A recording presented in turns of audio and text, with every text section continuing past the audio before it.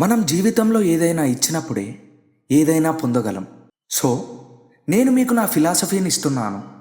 మీకు నా ఫిలాసఫీ నచ్చితేనే బదులుగా మీరు నాకు ఒక లైక్, ఒక కామెంట్ ఇవ్వండి. అలా కాకుండా నా ఫిలాసఫీ మీకు నచ్చకపోతే డిస్లైక్ చేసేయండి.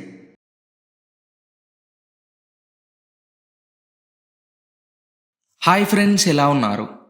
ఒక్కసారి ఆలోచించండి. మన దేశంలో ఎన్నో పండుగలు ఉన్నాయి, కానీ వాటన్నింటిలో మహాశివరాత్రి చాలా ప్రత్యేకం. ఎందుకంటే మనం మిగతా పండుగలను పగలు సెలబ్రేట్ చేసుకుంటే, ఇది మాత్రం రాత్రంతా మేల్కొని సెలబ్రేట్ చేసుకుంటాం. అసలు రాత్రికి శివుడికి ఉన్న సంబంధం ఏంటి? ఈ ఒక్కరోజు మన బాడీలో మరియు ఈ భూమి మీద ఏం జరుగుతుంది? ఇది కేవలం ఒక నమ్మకమా, లేక దీని వెనుక మనం చూడలేని ఒక ఫిజిక్స్ ఉందా?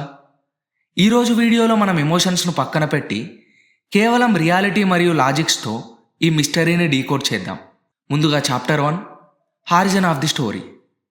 ఈ పండగ వెనుక ఉన్న కథలను మీరు జాగ్రత్తగా గమనిస్తే అందులో మానవ స్వభావం మరియు విశ్వం యొక్క రహస్యాలు కనిపిస్తాయి. అందులో మొదటిది సముద్రమథనం, ద రియల్ మెటాఫర్. దేవతలు రాక్షసులు సముద్రాన్ని చిలికినప్పుడు ముందు అమృతం రాలేదు, హాలాహాలం అంటే విషం వచ్చింది. శివుడు దాన్ని మింగి తన గొంతులోనే నిలిపేశాడు. ఇక్కడ మనం గమనించాల్సింది ఏంటంటే, ఏ గొప్ప పని మొదలుపెట్టినా ముందు కష్టాలే వస్తాయి. ఆ కష్టాలను ఎదుటివారిపై కక్కకుండా నీలోనే భరించే శక్తిని సంపాదించడమే అసలైన శివతత్వం. ఇక రెండవది లింగోద్భావం, ది ఇన్ఫినిటీ.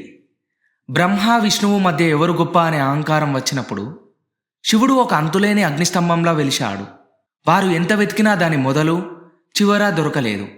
ఇక్కడ మనం గమనించాల్సింది ఏంటంటే, నువ్వు ఎంతటి మేధావివైనా, ఎంతటి ధనవంతుడివైనా, అనంతమైన ఈ కాలం మరియు విశ్వం ముందు నువ్వు చాలా చిన్నవాడివని గ్రహించాలి. ఇక మూడవది శివపార్వతుల కళ్యాణం. ఇది కేవలం ఒక వివాహం కాదు, పదార్థం మరియు చైతన్యం ఒక్కటైన క్షణం. సైన్స్ పరంగా చెప్పాలంటే ఎనర్జీ మరియు మేటర్ మధ్య జరిగిన ఇంటరాక్షన్ ఇది. ఇక చాప్టర్ 2, ఉపవాసం మరియు జాగరణ. చాలామంది ఉపవాసం అంటే దేవుడికి ఇచ్చే లంచం అనుకుంటారు, కానీ దీని వెనుకున్న బయాలజీని చూడండి. అందులో మొదటిది అటోఫాగి. 2016లో నోబెల్ ప్రైజ్ పొందిన ఈ కాన్సెప్ట్ ప్రకారం మనం ఉపవాసం ఉన్నప్పుడు మన బాడీలోని హెల్దీ కణాలు పాడైపోయిన డెడ్ సెల్స్ని తినేస్తాయి. అంటే శివరాత్రి రోజు చేసే ఉపవాసం మన శరీరానికి ఒక సెల్ఫ్ రిపేర్ మెకానిజంలా పనిచేస్తుంది. ఇక రెండవది సెంట్రిఫ్యూగల్ ఫోర్స్. ఈరోజు భూమి యొక్క ఉత్తరార్ధగోళంలో గ్రహాల స్థితి వల్ల శక్తి సహజంగానే పైకి ప్రవహిస్తుంది. ఇక్కడ మనం గ్రహించాల్సింది ఏంటంటే, నువ్వు పడుకుంటే నీ ఎనర్జీ అంతా వృధా అవుతుంది. అదే వెన్నుముక నిటారుగా పెట్టి మేల్కొని ఉంటే ఆ కాస్మిక్ ఎనర్జీ నీ మెదడు యొక్క పనితీరును మెరుగుపరుస్తుంది. ఇది నమ్మకం కాదు, ఇట్స్ ప్యూర్ ఫిజిక్స్. ఇక చాప్టర్ 3, మరణం మరియు మోక్షం, the reality of exit. Shivaratri రోజు మరణిస్తే స్వర్గానికి వెళ్తారనే మాట వెనుకున్న రియాలిటీ ఏంటి? భారతీయ యోగశాస్త్రం ప్రకారం మరణం అనేది కేవలం ఒక స్విచ్ ఆఫ్ కాదు. చనిపోయే సమయంలో మన ప్రాణం మన శరీరంలోని ఏ కేంద్రం నుండి బయటకు వెళ్తుంది అనేది మన మానసిక స్థితిపై ఆధారపడి ఉంటుంది. శివరాత్రి రోజు విశ్వంలో ఉండే పాజిటివ్ వైబ్రేషన్ వల్ల ఆ సమయంలో ప్రాణం వదిలే వ్యక్తి అత్యున్నత స్పృహ అంటే హయ్యర్ కాన్షియస్నెస్తో ఉంటాడు. ఇక్కడ మనం గమనించాల్సింది ఏంటంటే, ఏడాదంతా అన్యాయాలు చేసి ఆ రోజు చనిపోతే మోక్షం రాదు. నువ్వు బతికిన విధానమే నీ చివరి క్షణం ఎలా ఉండాలో నిర్ణయిస్తుంది.